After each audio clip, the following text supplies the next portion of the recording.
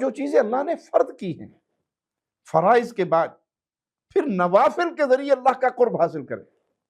یہ عمل انسان کو اللہ کا محبوب بنانے کے لیے بڑا عظیم عمل ہے،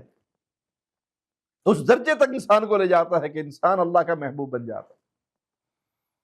فرائض تو اللہ نے فرض کیے ہیں ہم پہ، وہ تو کرنے ہی کرنے ہیں، اس کے ساتھ نوافل کے ذریعے اللہ کی محبت تلاش کرے، ہر حال میں اللہ کا ذکر کرے۔ دیکھیے قربان جائیں خالق و مالک پر کہ اس نے ذکر کے لیے ہمارے اوپر کوئی پابندی نہیں لگائی۔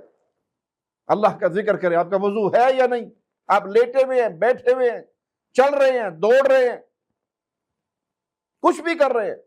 اپنی زبان کو اللہ کی یاد میں لگا لے، سبحان اللہ والحمد للہ لا الہ الا اللہ واللہ اکبر ولا حول ولا قوت الا باللہ، ہر حال میں پڑھتے رہے۔ جب یہ زبان اللہ کے ذکر سے تر ہوگی تو دل میں اللہ کا پیار پیدا ہوگا، جس قدر اللہ کا ذکر کرو گے اتنی اللہ کی محبت ملے گی۔